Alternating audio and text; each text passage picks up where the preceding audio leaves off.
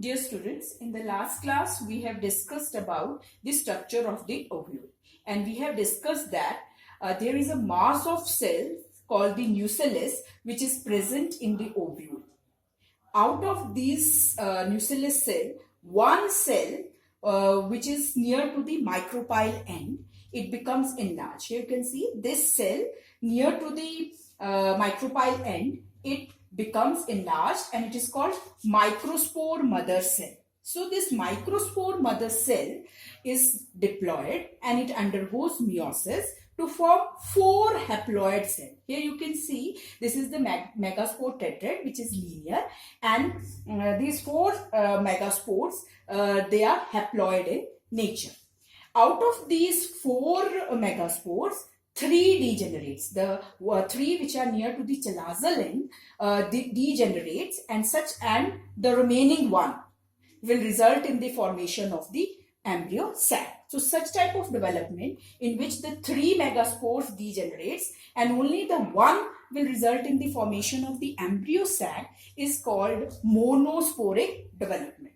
So monosporic development occurs in case of angiosperms. So this remaining megaspore, here you can see this is the 1 megaspore which remains, it becomes enlarged and it undergoes karyokinesis 3 times. So here the division is mitotic, and the nucleus of this megaspore mother cell, the megaspore, it will divide by mitosis and it will result in the formation of 8 nuclei. So when the one nuclei undergo karyokinesis, it will result in the formation of 8 nuclei. So here you can see one nuclei will give rise to 2, then those 2 nuclei give rise to 4, and then those 4 will give rise to 8 nuclei. So these 8 nuclei, first it undergoes only karyokinesis and no cytokinesis takes place.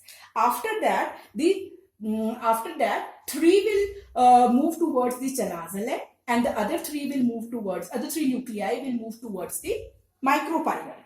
So here you can see now the cytokinesis occurs. So in case of these 3 cells which are near to the chalazal end are called antiporals and they are also haploid.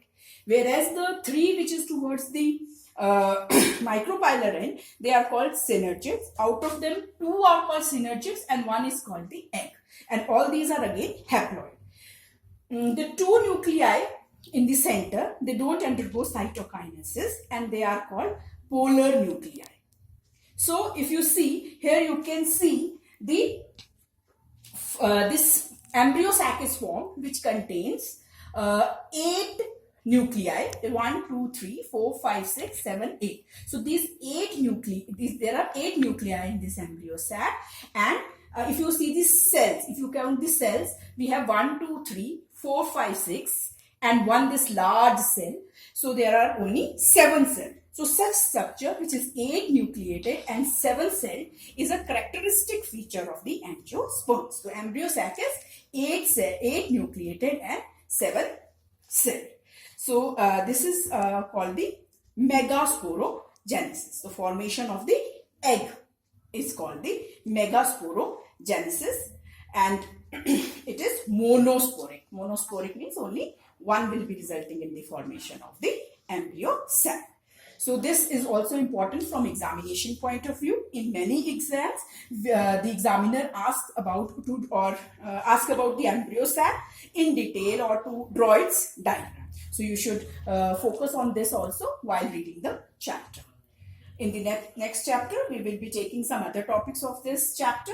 Till then, happy learning.